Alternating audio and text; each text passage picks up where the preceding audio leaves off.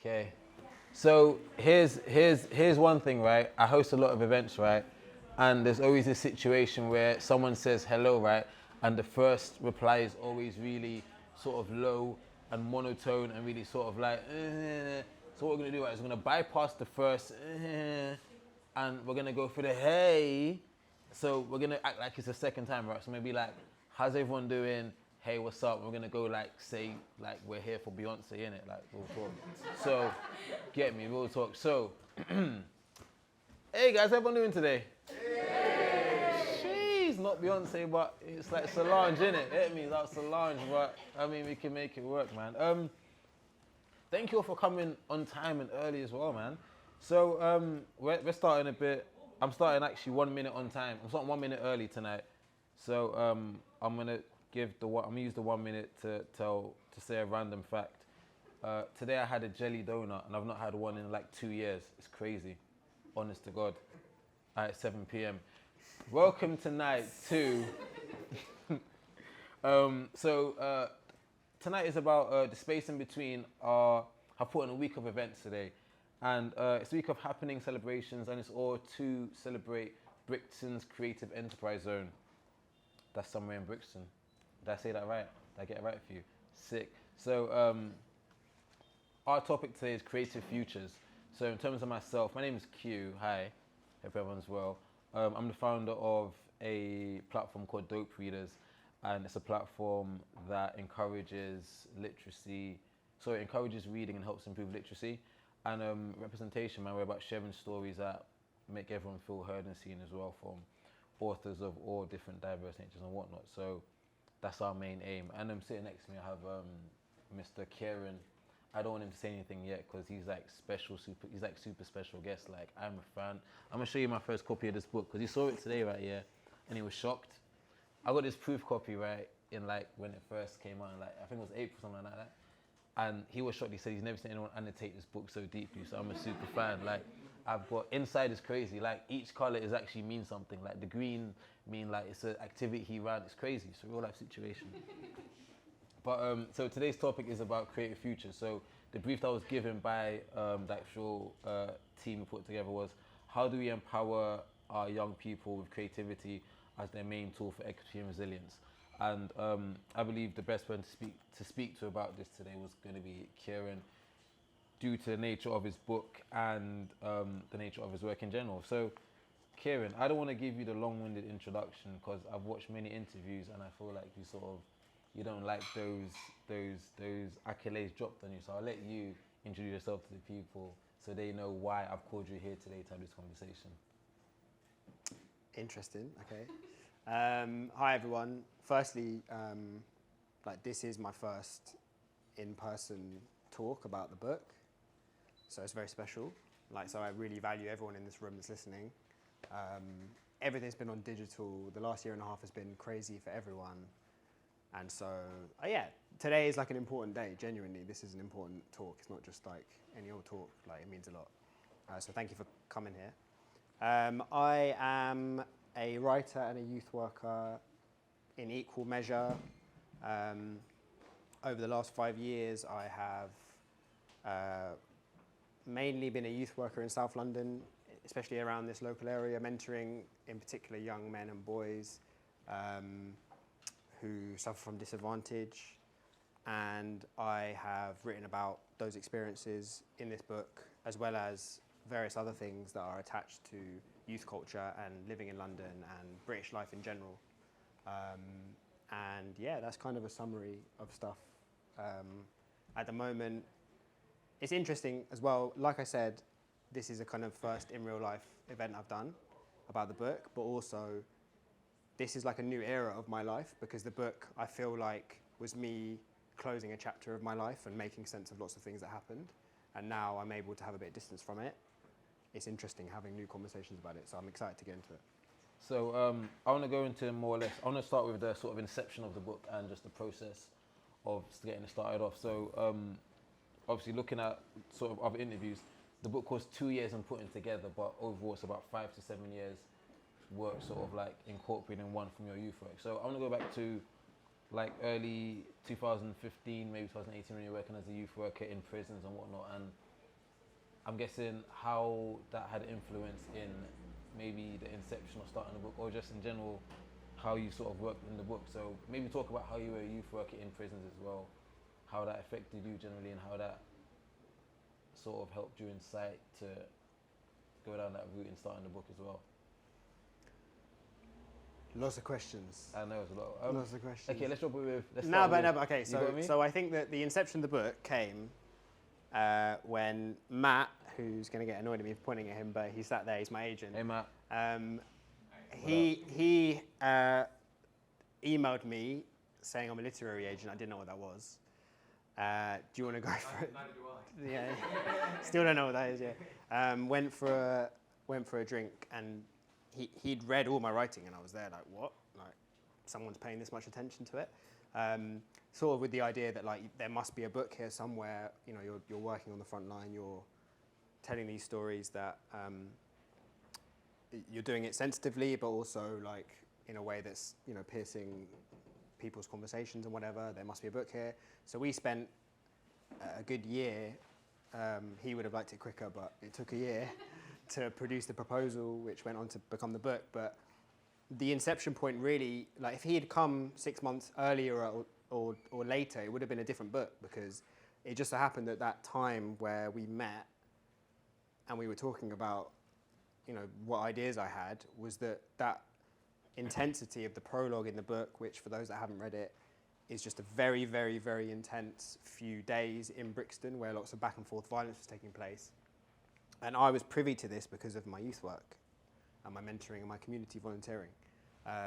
So the inception of the book really came from real life, me just sort of trying to make sense of it, and then someone asking the right question and starting that conversation.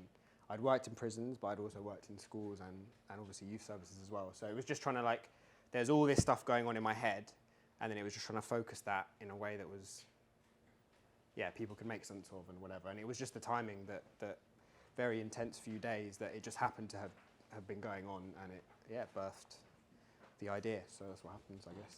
When Matt came to you, did you have any feel of imposter syndrome at all? Like, who am I to write these stories? Or did you feel any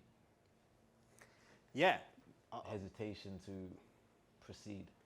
Yeah, I think there's two levels of imposter syndrome, I guess, which one is just being a human and being naturally insecure, like we all are in our own ways.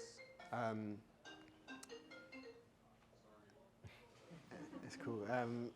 Yeah, just being like, I'd honestly, and to be honest, I stand by this to now, that writing for me is just making up as I go along, like we're all doing. But at that stage in particular, I really was just not that convinced that many people were reading my writing, or that it mattered that much. I thought that like it was just a sort of to document my work, and that a few people were reading it, but it wasn't, you know, wasn't that important. So to have that validation was good, and to, you know, it then made me feel a bit more confident about, okay, maybe I can actually write a book, or maybe I can actually write a bit longer form, rather than just, you know, writing blog posts or short journalism pieces. And then the other imposter syndrome, I wouldn't describe it as imposter syndrome. I would describe it as just an exhausting daily thought process of like, who am I to write about this topic? And if I'm going to write about it, how do I do it so that every sentence in the book is legit and means something and doesn't exploit anyone and speaks to truth for me, as well as the people I'm writing about, as well as the reader. Like, it, just the ethical complexities of it.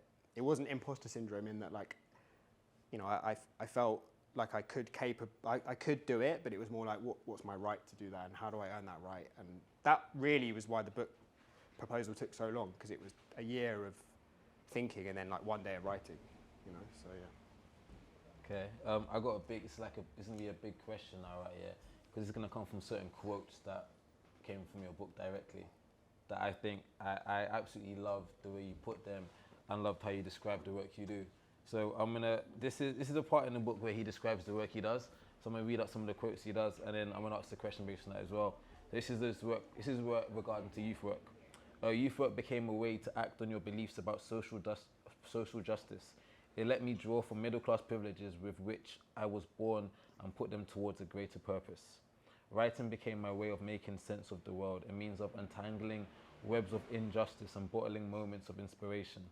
And I wouldn't have dared to try to write for a living without the privileges of my upbringing. So I think those are like super powerful statements in terms of how you describe what you do, and I think they're insane. So one theme that you've got there is justice. So you write in the book that your father was a GP, so I'm assuming from that you've got like a sense of service there. But I wanted to ask, what are your beliefs on social justice, and like what is the greater purpose to you that you are working towards? Yes, as I write in the book briefly, I sort of come from a family where caring for people is very fundamental, I think. And it's easy to say that because everyone cares about people and things and whatever, but I do think that there is a particular stress point that my parents put on caring for people. My dad's a doctor, my mum's a nurse.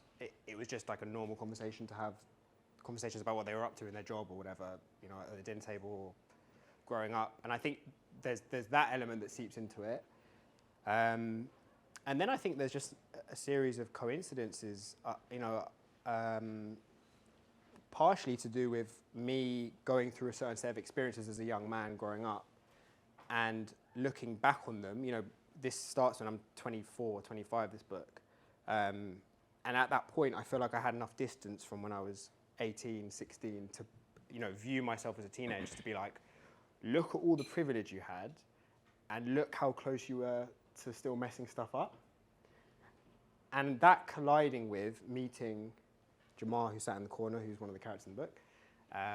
We'll get into him in a second. Jamal, and then other young men and other young people that I then started working with in my youth work and my volunteering. The combination of, you know, the grounding I had at home and growing up in social justice, in sort of an appreciation for public services, for the public space, for public domain ideas to flourish and so that we're all cooperating to make life better for everyone. There's that there, I guess, latent in my head, but then I think that I just got to a stage in my life where I was like, in order to develop further and in order to get fulfilled myself in my job, I need to act on what I believe to be right, and also some of the experiences I've had, which is that just struggling with, you know, the pressures that society puts on you as a man can be really crushing. And I wouldn't have got through it if I didn't have, you know, financial stability of my parents, a grammar school education, you know, a master's degree that I could live at home for. All these different privileges I had, like I managed to get through, and still I skated close to that. So I suppose when I, you know, then came to like working in education and youth work, it just really made me realize that, like, yeah, if someone like myself isn't going to try and step up and like make an example of how we can impact the world in a positive way using those experiences, then I don't know who is going to do that. And yeah, it was enjoyable, and I pursued that further. So yeah. So I wanted to go a bit more into the process of it, and if possible, a bit personal in terms of like your mental health writing the book, because obviously I'm reading the first chapter and you've put up statistics that are showing like crazy like murders and incidents as well as casualties throughout the first whole chapter. And I'm guessing doing all that research and reading up and just seeing it like that could have taken a crazy toll on you as a person. So I mean, how did that affect you? Was that more of a empowering through, or more of a this is a bit dark right now? It's still affecting me. It's still affecting me. Like, it's not. I realize now. Like I said at the start of this talk, I said like having a few months of distance from the completion and the publication of the book has given me some more perspective on it and some more clarity. And that includes realizing that part of writing the book, in terms of what it was doing for myself, was making sense of everything that's happened over the last 5 years. You know, it was, and not just making sense for myself, but for the characters that I co-wrote the book with. So yeah, like aside from just reading over statistics, I think everyone can do that. Everyone can just read over statistics and glance over headlines, and unless you're unless you're realizing those statistics in life experience, whether that be in your own life or in your community or in a frontline job, I think they can be quite sterile and they can just stay there and not affect you too much. But I suppose what for me took most out of me was just thinking about every angle of the ethics, every angle of the experiences in the book, not just the statistics, but as real life and people's experiences, and my responsibility to tell those experiences. So all the hundreds and hundreds of hours I spent having conversations with people whose voices feature in the book, that it was very, very enriching, but it was also tiring. And I think the book coming out allowed me to have sort of closure in that it's come out, I've created this thing, and now it's like time to have conversations about it, put it out in the world, spend years, if not the rest of my life, trying to like act change off the back of it as well. So I think in sum, it was extremely demanding. There's no quick fix, I think, to a mental health, crisis across everyone. But I suppose for me, writing is the healing, like it's how I heal, it's how I make sense of reality. So, yeah. Yeah. To bring it up a bit more, what was your favourite part? What was your favourite bit about the book process? That's hard. Favourite bit, probably. It has to be the like laughter that features in the pages. There are scenes of laughter where I'm doing youth work, where Jamar and the other character, they're just being funny. That's in the book. But there's also obviously that's like 0.1% of the time I'm spending with them, right? The rest of the time is, although there are lots of tragedy and there's lots of difficult, intense periods as well, it's a lot of laughter, this job, and it's a lot of fulfilling conversation and lots of learning. And I think the fact that the book, I was already having lots of these conversations because of my job, but the fact that I had a reason and a purpose of trying to communicate this reality to a wider audience meant that the types of conversations I was then able to have with Jamar and the other two characters, Carl and Dimitri, they're young men who have got this amazing, rich set of experiences and ways of thinking about the world that I now feel like I'm privileged to have learnt about and to have helped tell their story about and got out into the world.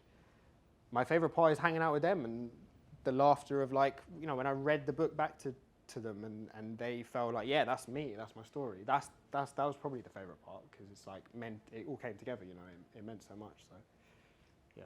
Okay, so a quick disclaimer right here. First of all, no one was meant to know that Jamar was here. Just so we're gonna pretend, like nobody knows he's here. We're gonna pretend like, oh man, he's he's just a random guy in the building. So with that said right here, I'm gonna go to the next question. Remember, no one knows he's here, okay? He's not in the building. You don't know yet he's not here. This is good for his ego as well. Trust me, so when he comes out, everyone's gonna be like, oh my God, Jamar's in the building. Anyway, so the next question. So if you've not read the book yet, the book, I don't know how to describe it properly, but it tells the story of, I want to say London, like the gritty London, not even the gritty London, London through the eyes of young people, through the eyes of teenagers who see it for what it really is, who see the park differently to us. I say the park because that part in the book really hit me when Jamal talked about the park, but they see London differently to how we see it. They navigate it differently to how we navigate it. And he tells his story amazingly through sort of three main characters that he's mentoring, Carl, Dimitri. So this part I was going to say, tell us about how you met Carl and Dimitri, to be like, oh my God, guess what? Jamar's in the building to tell his own story. So we're going to still do that anyway. Sorry. We're still going to make it loud like we didn't know who was here. It's going to be lit regardless. So we're going to go back to normal proceedings. So yeah, tell us about how you met Carl and Dimitri. Just that story there. Sure. So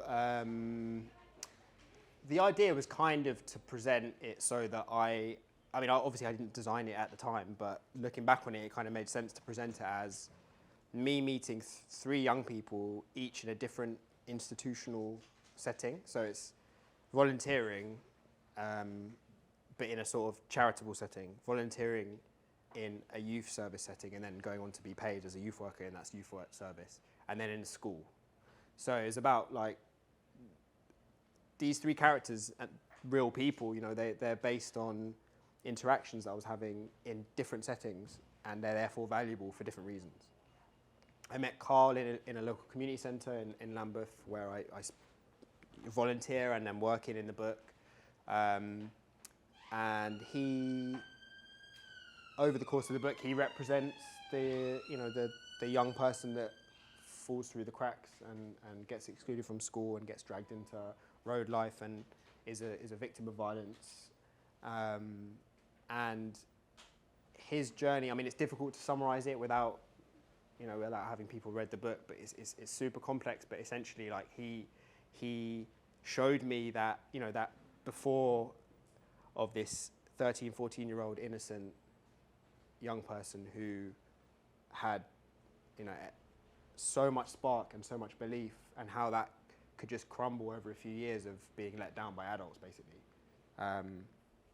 And so that's, how I met him was just volunteering at a local community centre, but he represents that lane. Dimitri I met in school, and that was through working as a mentor to students applying to university. That was a school in Elephant and Castle, and he just stood out as an amazing applicant as part of the programme I was running. He said that, as part of the application form for getting onto the programme, he had to write, why do you want to study at university? And he answered, because I want to understand why everyone carries knives around me. And I remember that I have visual memory of reading that and being like, reading over 20, 30 other applicants, and it's all kind of writing the thing that they think you want to hear. And he just wrote literally what was thinking in his head. And that realism then was born out in the conversation we subsequently had. And then I started mentoring him through that, and he applied to university, and he's at Goldsmiths now, going into his final year, doing amazingly. And yeah, our mentoring relationship has sort of been quite academic as a result of that, supporting him through the process of becoming an academic, becoming a thinker. Yeah. Okay, guys, I got a surprise.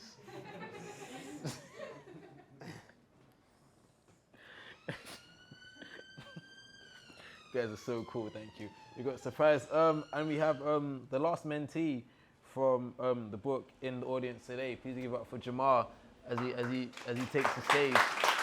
Jeez.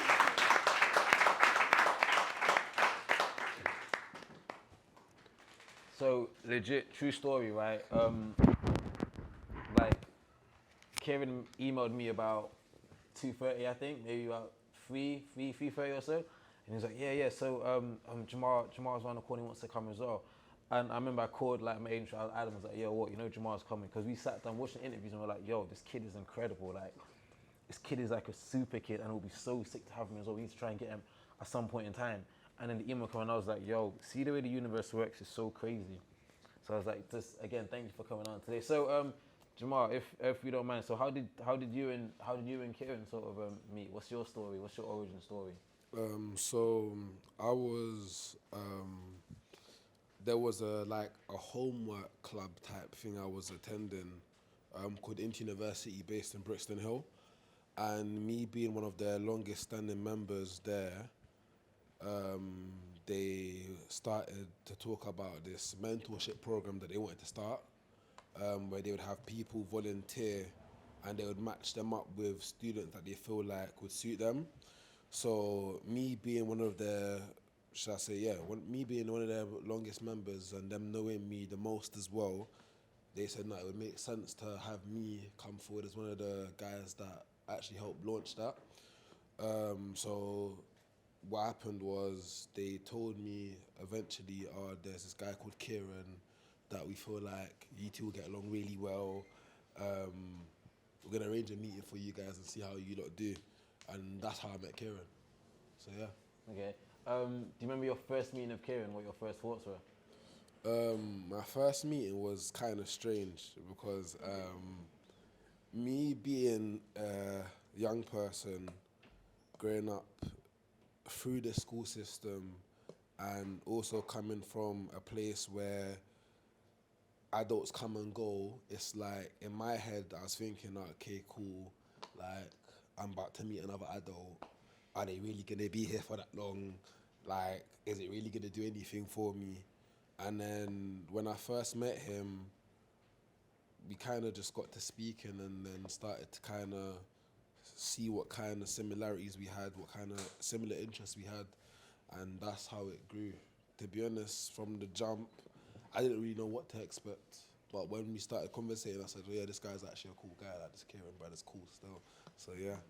So just to go on, seeing as you have the mic now, in terms of so finding that place of like relatability and something that you can like vibe on. How important was that for you in terms of sort of seeing him as a mentor, and then seeing him almost as like you see him as a friend as well? So how was that in terms of seeing him as a friend, as a mentor? If those cultural different, if you didn't have those reference points to work towards, could you still see him as a friend or just a mentor? Like, how did that help? So with the fact that we had those similar interests, like in music, etc., it was a case where it was easier for me to actually relate to him, even though he came from a different background to me, because it's like we found that kind of neutral grounds that we could both play ball on, kind of thing. Do you know what I mean? So yeah, I mean that helped a lot. And one thing that stood out to me about Kieran, amongst all the other adults I'd met going through my school life, was the fact that me and him wouldn't sugarcoat stuff with each other. We just say it as it is, and we were just very real with each other, like no matter the circumstances. And when I started to clock that, I was like, hold on, yeah, this guy here, yeah, this brother here, like, I'm gonna really get along with this guy. Because what tends to happen is a lot of stuff is sugar-coated, and because of that, things tend to look even more intense than they have to be, because of the fact that it wasn't made clear at the beginning. So, yeah. Kieran, so can I ask you now? So, in terms of, again, in the book, you have a lot of ways and mediums of interacting, teaching, and helping the young men you work with, including things like using the poetry from Khalil Gibran to Nas lyrics, Lauryn Hill lyrics. The process of creating these ways to interact with them, how does that work for you? How do you sort of say, okay, cool, I want to use this to somehow create this outcome in terms of a situation? Like, how do you put the pieces together to make your projects? So it kind of depends on the situation. I guess it's maybe useful to use, like right now, the book's come out, people like yourself are reading it and connecting with it, and that includes teachers and people that work with young people, and that's amazing to me because it means that the right people are reading it, and then I can have good conversations off the back of it. And that's included me, after taking the last year and a half to kind of focus on the book and deal with a pandemic, I guess, go back into schools, go back into working with young people again. And I'm I'm designing resources now again, having taken that break. And so actually it's been a lot of thinking about the question you just asked and going back into a lot of the resources I've used over the years. A lot of time it's literally just hearing a drill lyric the night before and being like, that literally captures everything that this one boy was talking about in the last workshop. Let me just front load this next workshop with that lyric and have a conversation about it. But it could also be that there's a certain theme or issue that one of the young people's raised in a prior week gets chosen as like something that can attach onto a pre-existing lyric or pre-existing photo or a news headline. I feel like a lot of the time in my youth work, I use words in different ways to basically leverage conversation. And if you create a space where a young person feels like they're an equal to you, whether that be in a one-to-one situation, which is exactly what I did with Jamal, or in a group setting, then it can create these crazy conversations that they are not usually able to have with teachers. And often, if you give a boy or girl, but let's say a young man or a boy in a school, or a group of them that are not connecting with school properly and are being told off a lot, and they're being sent to the isolation room a lot, and it's just not working for them. But then you create a space where you can give them these little prompts of ideas, even if that's just a couplet of a song or a poem, or show them a photo. How do you feel when you see this photo? That kind of idea that is like fairly basic conversation starters, right? And it can be just like quite simple. But if you do that again and again and again and again and again and again and again and again, 6, 7 years later, Jamar sat here. This is surreal. Imagine telling Jamar age 12, 7 years ago, that he'd be sat here having this conversation. It can create that dialogue and it can create that support system. That means that he's learned to express himself really well. I've learned to run these sessions and also express myself really well because I'm communicating with him, and it's created something good. So I feel like, there's lots in there, but it's not being afraid to like pick at popular culture and youth culture and use that to spark conversation. That's kind of the fundamental thing. Be that in photography, in poetry, or whatever, and especially with rap lyrics, I think. I feel like you're on a flow, and I want to keep the flow going. The next question is, what would you say is your biggest? You want people to take away from the book. What's the biggest thing you want people to take away if you had to do one thing? Because the book covers so much in terms of like serious youth violence, addressing it, education, gentrification. What would be the one main takeaway? I know it's a big question, but you personally.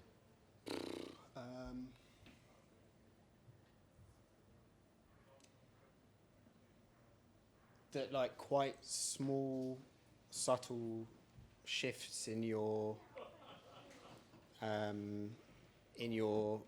weekly practice as a human, or weekly like just behaviours, can completely alter your life in a way that contributes to society as well. I suppose for me, the inception point of that in the book is that I just happened to walk through a volunteering fair when I was doing my masters at LSE. I didn't deliberately do that. And I walked through and I saw that it said the word mentoring, and I went over to it. I looked at the basic information and I signed up to be a mentor. Then got the email, then thought, oh yeah, that looks good. Then, and that led on to me meeting Jamar, and then it led on to me having the confidence to step into a local community centre and start mentoring more boys, and then have the confidence to apply to a job working in schools and then in prisons. And it just leads on to these more opportunities. So, and that was all came from a place, me signing up to be a volunteer did not come from a place of, like, I genuinely was not thinking about my CV, I wasn't thinking about anything outside of the fact that this looks like a worthwhile thing to do, both that I'm going to learn something and I feel like I can give back in the situation. And that is all it takes for any reader of this book, or anyone, if you don't read the book. It's just that it's in taking that first step and trying to realise your own version of that. Because I've got my own version of that. I've become a youth worker, but someone else might do something completely different. They might become a teacher or a social care worker, or so there's loads of different versions of this, and I guess I just want to inspire everyone to find their own journey with that. Yeah. Jamar, as a co-author, done that. What do you say you want people to be? What was your biggest takeaway? What would you want people to take away from the book, from your perspective? A lot of people feel like because they don't come from a certain background or from a certain situation that they can't help the youth in some sort of way. I feel like what I want people to take away from it the most is the fact that it doesn't matter who you are, it doesn't matter what your step in life was, you can always add to another young person's life.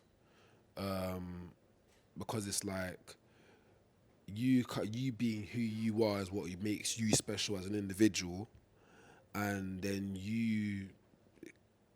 how do I put it?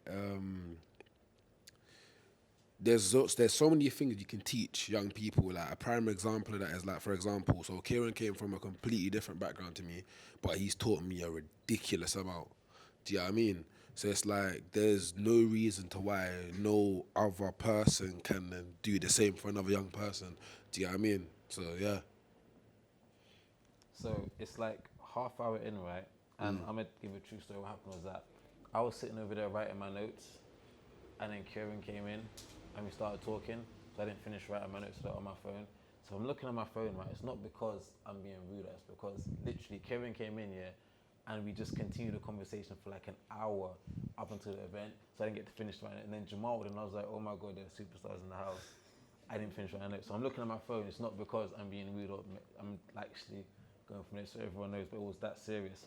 So, okay, cool. So you've actually sort of given us a nice way into a segue. So one of the aims of the events of that they're putting on during the week is to try and find ways to help encourage young people and find ways to like just empower them from our points of views as well in terms of how we can help them in a sense there. So judging from the first half of the conversation, I understand why we asked Kieran and like we got Jamal to come around as well. So now I want to sort of delve the discussion into still about the book, but ways we can, as individuals and people, help the young people in terms of like creating, pushing, and just driving towards the future. But again, I really think everyone should get this book, by the way. Like, everyone needs to purchase this book at some point. Like, real talk.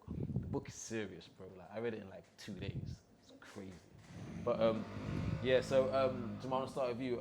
Just from your personal view, what is your definition of gentrification, and how do you feel like it affects you? It can be positive or negative. Gentrification is an interesting one because it's got both sides. It's got 2 sides to it. It's like you've got the side where whoever's investing that money in that area is obviously looking to see their return, which is obviously going to better their quality of life. And then you've got the side to it where a lot of people that were there before that didn't get the chance to do that are being pushed out because of that. So it's like, as innocent as the move is, the person in that better place that is doing that doesn't always actually know they're doing it, which is understandable. But at the same time, I feel like, for me, gentrification is the change of the dynamics of a specific area for profit, in my opinion, personally. And me growing up in Brixton, when I first learned what the word actually meant, I started to pay attention a bit more as well, and I started to actually see it. Like, I was there's a couple times I've been walking through Brixton with other people that I work with within the community, and sometimes the conversations we have about gentrification itself go on for ages. And it's because I'll walk through Brixton, like even like Atlantic Road wasn't like this, like, years back. Do you get what I mean? Like, even main Brixton now, like, there's a chicken shop that I used to go to on that road, on Electric Lane, and it's not there anymore. Do you get what I mean? And I think to myself, like, wow, like, look how everything has just changed.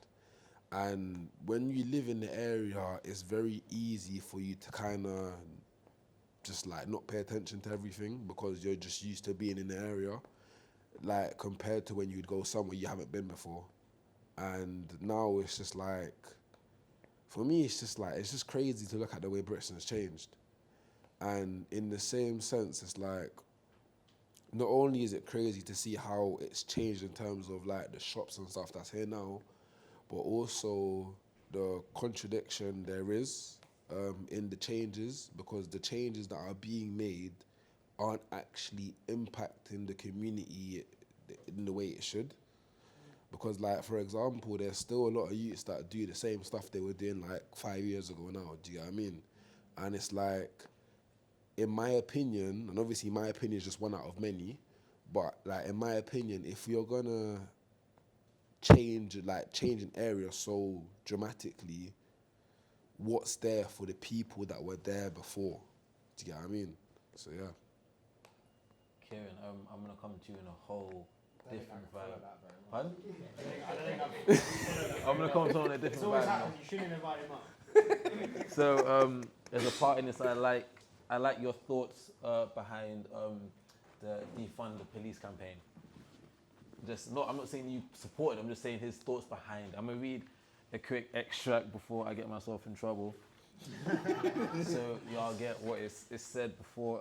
I just like the idea. I wanted you to sort of expand this idea and even your own suggestions on like what you would put in place as opposed to defunding the police. So a renewed call to defund the police would explode across the US following the racist police killing of George Floyd in Minneapolis in May of 2020 during the COVID-19 lockdown. America spends 2.4% of its GDP on public order and safety, a rate that is far higher than European states and any other developed country. On on per capita basis, the US spends more than double the amount of money on prisoners than on its public school students. Evidence of inherent racism in American profiling as well. Roughly one in every 1,000 African American boys and men can expect to die at the hands of the police, slightly higher than the chances of an average American dying in a motorcycle accident. America is not the same as the UK, but following the success of the US campaign, people in the UK have reproduced the argument for defunding the police here. You've written a lot more in terms of considering looking to the both sides there, but I would like you to continue that thought yourself, and then I'd like to go into also, as opposed to defund the police, what would you suggest that more funding be put into directly? Like, how would you, your personal views on how you would sort of amend the situation? Yeah, so just to be totally clear, I'm by no means an expert on the defund the police movement, but there's a portion of the book where I've written about it and interviewed a couple of people about it, and I believe in like the fundamental philosophy of it, which is that there's a quote in there from Adam Elliott Cooper, who's the person I interviewed for it, and he said it perfectly, which is that it doesn't mean, the headlines when it started coming out was that it was like, you just get rid of all the police. That's not what it means. That's just a caricature of what it means. What it means is that you start gradually removing funding from punitive systems and towards social care systems or things that are going to uplift people earlier on in their life. And I think that as a fundamental is kind of quite simply what I believe. And I think whether you're talking about police or you're talking about schools or you're talking about youth services or it doesn't matter what it is. If you're young and you grow up in a certain area and you're subject to certain experiences, you're more likely to get punished than you are helped. That's just a fundamental, and that extends out to loads of different situations. To talk about police specifically, I feel like this is really timely to do this because I've been working on it the last couple of weeks. At the moment, I am being increasingly asked to write reports for court cases where they're using rap lyrics to convict young rappers. I'm being asked to write a report in response to the police report. So the police report they'll load hundreds of pages of, this is happening all across the country at an increasing rate.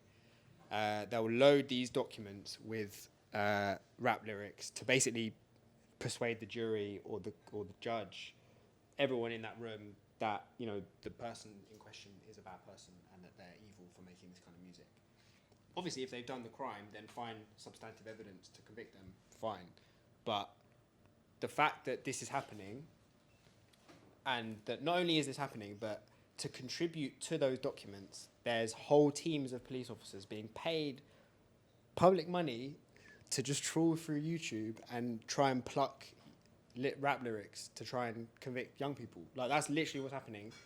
And having seen the belly of the beast, having seen the insides of some of these documents over the last few months when I've started doing this, it's made me reach a new level of this idea of aside from everything going on at the moment with the Met, everything going on right now this week, there's all this dark arts going on in the background that you don't get told about and you don't see.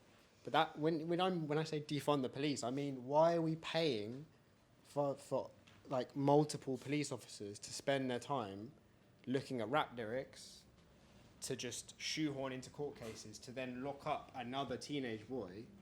Why are we just zoom out for a second. Why are we spending money on that? And we're not spending money on the 100 youth clubs that have been closed, or, you know what I mean? Or the special education funding that has been cut across the country. Where is our value? That's why I feel like it should mean properly analysing what's being spent and what is valuable. So yeah. See that moment of passion there, it's sick, crazy. Okay. No, I've been looking at these documents all week, and they're long documents. I can imagine. So aside from being I'm annoying, really angry in my heart. yeah. Cool. We're gonna do a back to back. Jamal, we're gonna come to you now. We do a back to back. So this is a new question again. So we started the conversation over there, and I feel like you're the best one to sort of start off with us in terms of education.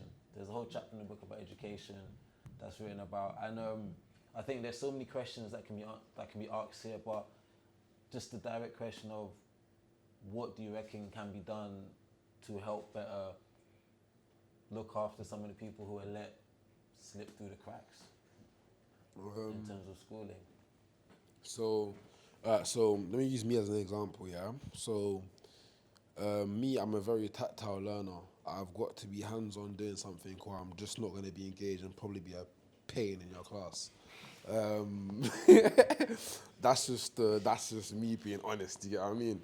And what I've noticed, now that I've got the privilege to actually work in schools with young people as well, I've noticed that a lot of young people's learning styles aren't catered for, and then that automatically puts them at a disadvantage because the conventional way of learning doesn't suit them, and because of that they're not engaged, which makes sense.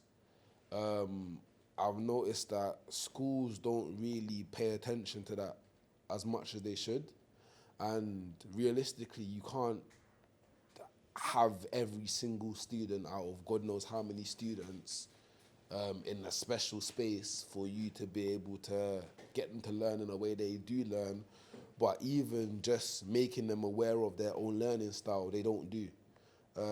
When I was in secondary school, one of my science teachers kept me behind at lunchtime and got me to go through some random test. And me, I'm thinking I'm in detention because I've been annoying in the class. Cause I know I ain't done most of the work anyway, do you get what I mean? And she got me to do this weird test. And after I did it, she explained to me my learning style. And then that's when I started to put two and two together, and I was like, oh, that's why I'm so annoying in class. It makes sense now. Do you get what I mean? And once I had learnt that, and once I acknowledged it, I could then take it into my other classes and apply it, which means I could then be given the same thing everyone else is being given, but just use it differently because I know how to use it. I feel like schools need to help the young people realize what their learning styles are, because ultimately, if you don't know how to use the tools or the gifts you already have, it's not going to do anything for you. And I've seen it play out in a lot of young people's lives. Like even some of the kids that I work with now, I had to look at the TA the other day and I was like, are you sure these are the at-risk kids that you're talking about? Because I've heard a lot about these kids, but these don't seem to be it looks like we got the wrong group of kids. Do you know what I mean? And it's based off the fact that they don't understand themselves in that sense, so they can't actually use their potential in the best way they could. Do you get what I mean? So yeah. Kind of like the time has run, like time went real quickly, but I still want to get one more question from the two of you just to answer this in terms of it. So, from the two of you, as a community in this room right now, what do you reckon that we can do individually to help improve the future for our young people around? Like, what can we do as individuals in this room? Anyone can start the answer, but I want both of you to give me something if possible. Because I'm going to open the floor for the last 10 minutes as well, to anyone who wants to ask questions, and from there as well.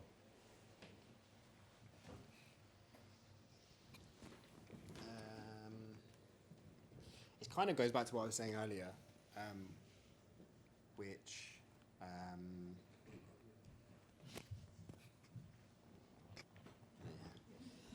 thank you. See, I'm learning, always learning. It's kind of what I was saying earlier about everyone finding their own version of giving back or volunteering, or and maybe you're already doing that. Maybe that. You feel like that's actually something you're already doing.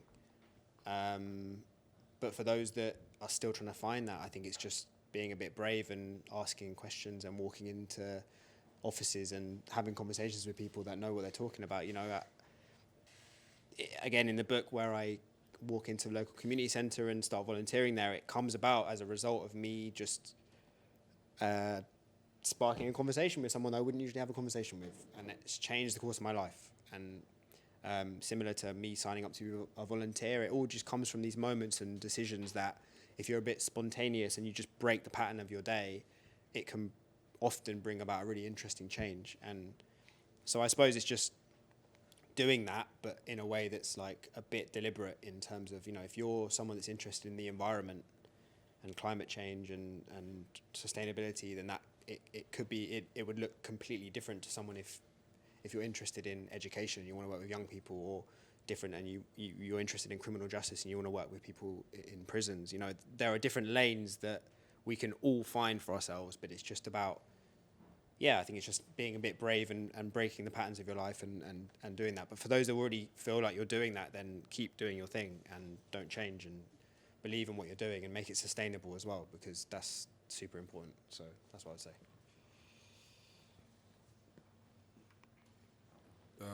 Can you run me by the question again real quick?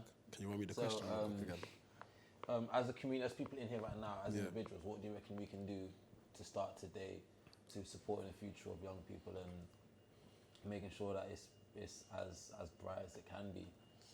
Facilitating. I would say, right, so I would say when you come across young people, I say get them to question their normal way of thinking, because as kids, they only work off what they know. Do you know what I mean? And it's like, if they know something, that's what they're going to stick to. But if you show them another side to it, it's like, oh, and then they get a moment of, they get like a light bulb like moment, and they realize, oh wait, hold on, I can actually do more than what I'm doing now. Do you get what I mean? And I've actually seen it myself, like even in transit from place to place, I might just chat to a random bunch of kids on the train, just talk about how their day was. And a lot of kids don't have that outlet. A kid might have had a bad day and wanted someone to talk to, but they didn't have anyone to talk to. Do you know what I mean? So like, just obviously not every kid's gonna want to conversate with a random person on the train, but like, by all means, if you feel like you can, chat to the kid. Do you know what I mean?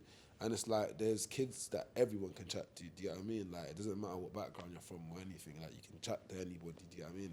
It's just the way you go about the conversation. So yeah. Awesome. I've got literally like, I want to say 8 minutes left now. So I'm going to open the floor. If anyone wants to ask any questions towards Kieran or Jamal, anything at all. I want to say this right now, that I say it's the only event I do. No question is silly whatsoever. Like, anything is open to whatever. I've been at an event, I've asked someone their shoe size before, and I felt no way about it. I was curious. The foot looked small. I didn't know. Crazy situation. I don't know. But I mean, any question is more or less open, free. Anyway, to help. Again, the event today is more or less trying to identify ways and have a conversation about how we can better facilitate our young people, man, and help them in a way forward. And again, I brought two people I think are absolutely well versed and amazing to at least give their opinions on it towards there. So I'm gonna keep fishing for it. No, so I'm gonna. Yeah. Okay, we've got two. Wanna go first? Yeah. Yeah. Please go. I might lead to you as well. I don't know.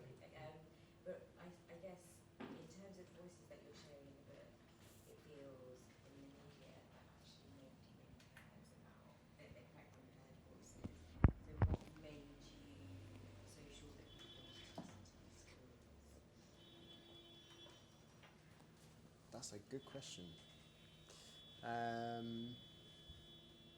mean, I feel like prior to the book being an idea, I'd had some inkling that like my journalism wasn't being read everywhere, but there was a growing sense that it meant something just from, you know, I'd get a message every week from a teacher or a youth worker or whatever, and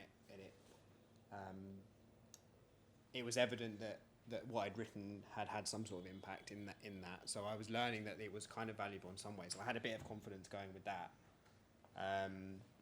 Otherwise, I don't know. I just think it was more than anything. It was just the conviction that like there's this reality here happening right in front of me every single day in these conversations, and then there's this alleged reality that's happening in the headlines, and this is so different to this that there has to be like a story that proves that.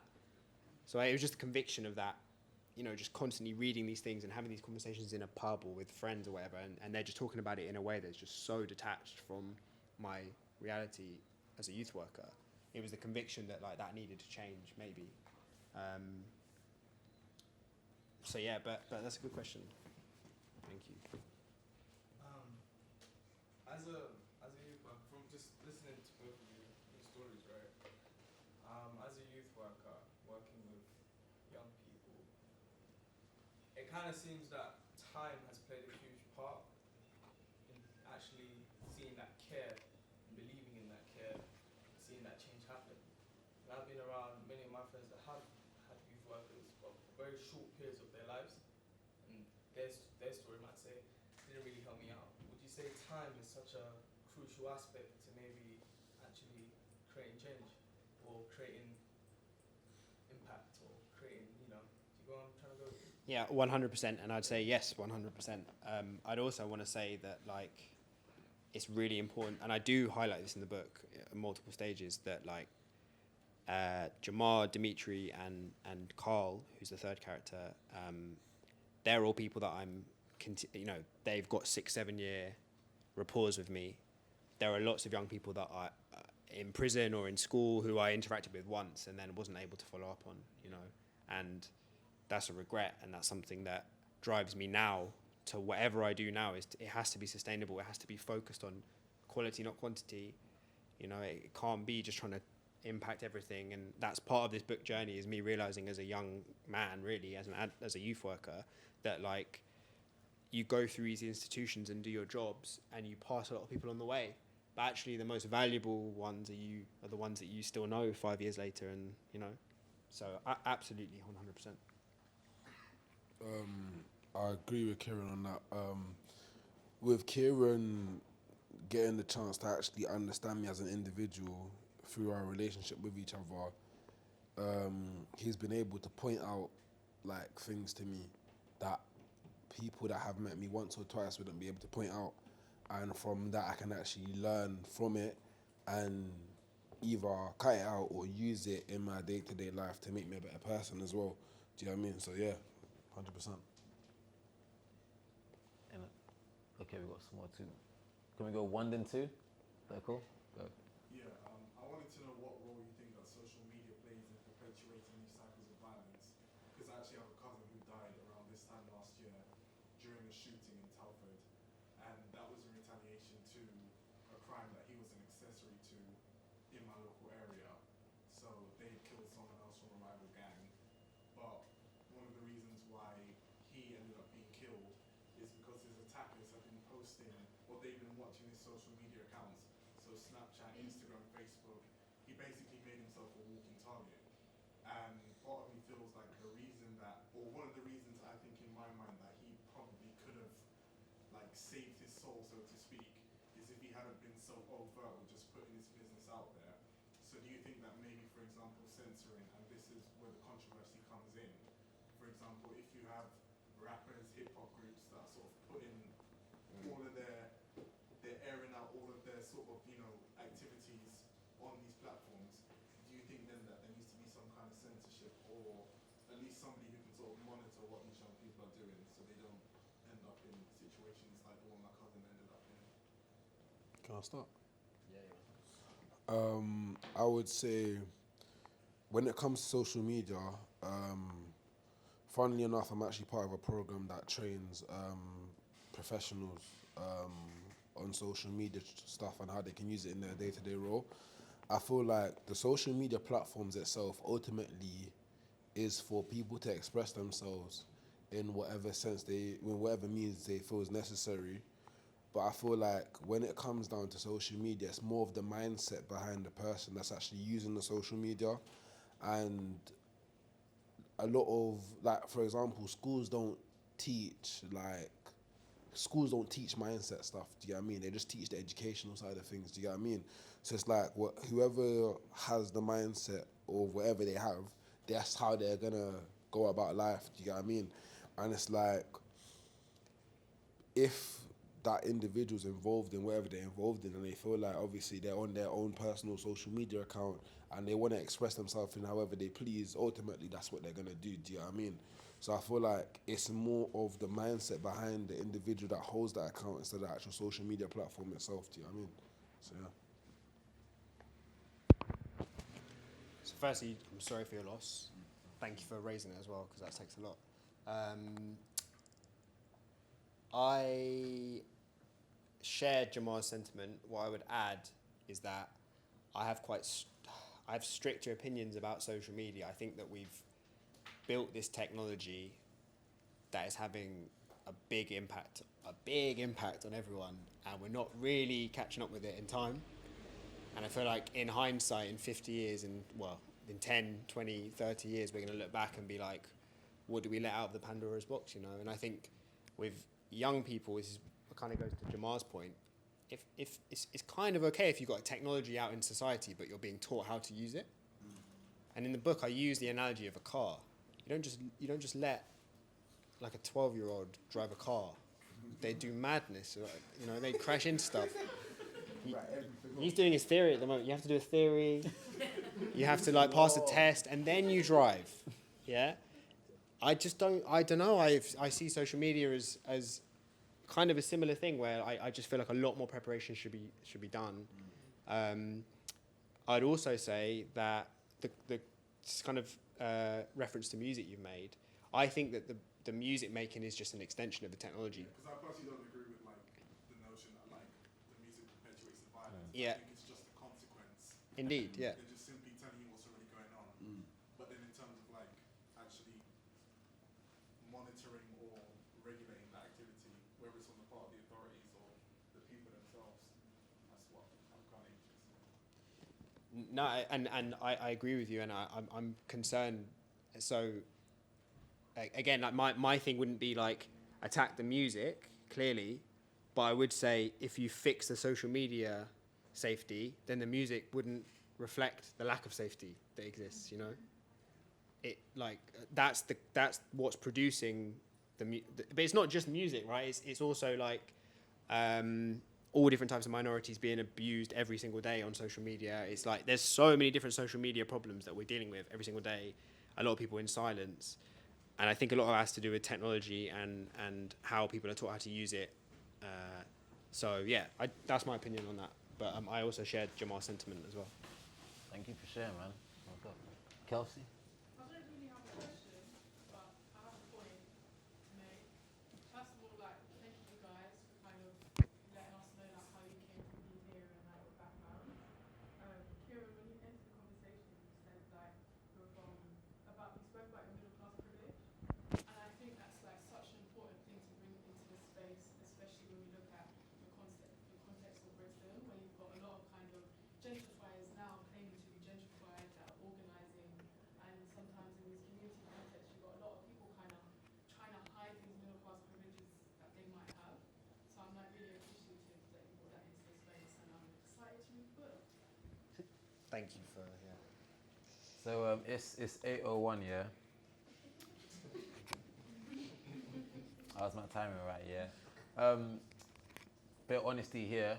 I was so nervous to meet you guys, like honestly, because again, reading the book and watching the documentary, and like some of the things you've been through and like just things you've done is incredibly crazy, inspiring. Like even to the point today, I'm gonna say this now because it's near the end now. I didn't want to bring up certain things and have this question and been like, just be like, I just want to talk to you guys about how we can make change and push and go from there. I mean, from this, I definitely want to try and do like a part 2, which is crazy. I feel like there's so much more that we didn't even touch the social media properly. We didn't touch a lot properly, but for the basis of what this conversation was today, I hope I enjoyed it, especially my first time meeting you guys today. Did you guys enjoy the conversation today? Wow, sounds a bit low still. What, you man didn't? What is it just about? You man enjoy it, yo? Alright, cool. Sound like I'm forced to say yeah, but it's okay. Man. So yeah, I think we got the venue for a little bit of time. So I'm assuming now if you wanna sort of a question. Also yeah, I'm assuming now if you wanna talk to any of the people sort of individually or have some time. Oh yeah, sorry, yeah. Sorry, if you don't mind, I know you're coming to an end. Oh no, yeah. My question really is about the oppressive system, some of it which you mentioned, the police, and so the social care being kind of, I think, social care being defunded from young people, and I work in social work, and I find that it's very difficult. One of the reasons I personally have burnout is I find it very difficult to fight these oppressive systems on the behalf of young people, because they have, young people have a certain stigma, and you're trying to say, no, I've worked with this young person, they have so much potential. It's like, no, we don't have the money, no, we don't have this resource. And and it gets very frustrating. So how do you work creatively and support young people in a system that is set up to fail them, really? Yeah. So I was getting ready to finish, and then you hit me with the deep question. Go. No, it's good though. It's good. I'm honestly just going to speak from the heart about where I'm at right now with this, which is that, as is documented in the book, I obviously work in schools, in youth clubs, and in prisons throughout the course of the book, as a full-time employee and as a freelancer. And I have made... Now I'm ready to get out there again and delivering other books out, and I've just made like a very conscious decision personally that I need to have space from some of these institutions in order to deliver the best work. Like, that's just the reality. And I think a lot of youth workers feel that way, like a lot. But it's also, or not just youth workers, but people that work in public sector institutions. And that's a shame, because it should be that these jobs are the most cherished, right? That they're the most cherished in society. And actually, I guess this relates back a bit to my dad being a GP, is that I feel like young doctors now don't get the same gig, but my dad's always talked with pride about his job and how he's been looked after and how he's been treated by the NHS. And I feel like that should be extended to teachers. It should be extended to youth workers. So for me, it's like I need to make sure that as a practitioner, it's like when I'm going into spaces interacting with young people, it's like, it's sustainable, but I'm doing it in a way that challenges what their expectation of what their institution is already. That's what I feel like I can offer. But on a sort of systemic level, it's quite, do you want to go? Funnily enough, I've been given the privilege to actually work with some of the main teams in the Met that deal with most of the violent crimes that take place. And what I've noticed upon speaking to a lot of the officers, also it's a bit background. I got hit up by someone that's in charge of the violent crime task force, and they're the guys that are normally in charge of patrolling when Section 60s and stuff are out. Throughout the whole of summer, I basically just combed through the whole team, back to front, and a lot of the officers that do get drafted into London aren't normally from London, and they just think, I want to be the Superman of London, which is understandable, because they're thinking, okay, I'm about to be the police and help with all the bad guys.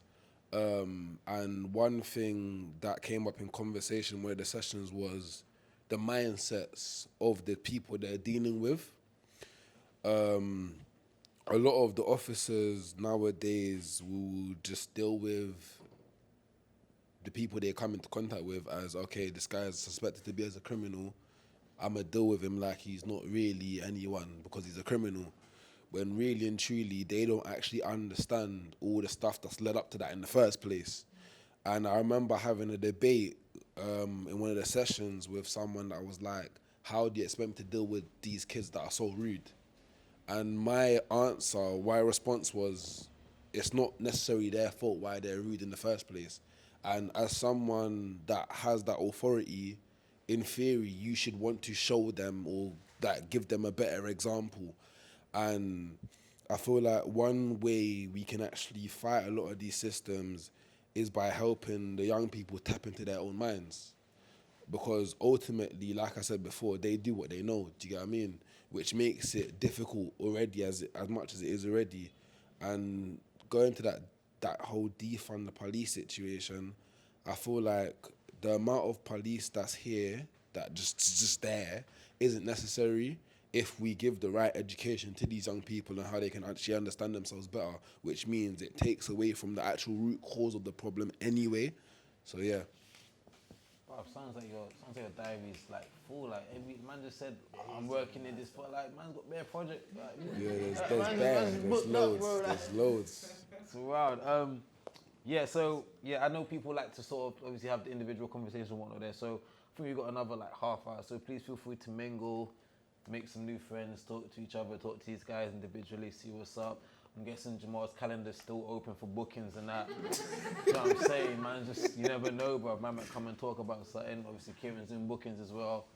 You know what I'm saying, but yeah, man. Just thank you all for coming on as well. Like, I'm hoping that everyone sort of enjoyed the conversation and took something away from it, and it helped in the whole aspect of the Project Brixton movement. There, I'm gonna call up the team to come up and say something quickly. As well as yeah, you'll definitely have to come and say something, like you're part of the team. But yeah, we go. Yeah, Eve, here we go. You have to come round quickly and just. Eve is the one that hit me up in the first place to like just in general come and like organize something. So when she said that, I said straight away that this book is sick. We should try and get this guy. We emailed him saying like we hope we can get him. He came back and said yes, that's so sick. So yeah, I need to show you can say something about the whole shebang because you helped put this together as well. Yeah, so I just would like to say just thanks so much to Kieran and Jamal. and Jamal and Q for coming to speak. A super interesting conversation. It's really appreciated for you guys to kind of come and have a conversation. So yeah, the whole program of events that we're doing is called Space in Between. I'll leave kind of a little program of events on a few tables so everyone can have a look. But it's going on until the 10th. Lots of talks, events, happenings. So hopefully you guys, after seeing this one to start us off, will come to the rest of them. And then yeah, big thank you to the lounge also for hosting it as well. Shout out Clover.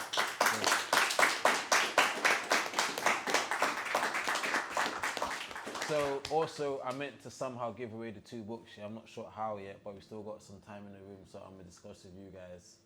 Maybe we can pick someone who asks a really good question that you thought was really dumb. Like, you know what I mean? But yeah, we got about some more time in the space. Clover's the DJ tonight. Wow, with the Spotify. Yeah, let's mingle, let's have conversations, man. And we got a bit of time. And thank you guys again, man. It's just cold, man. Thank you so much.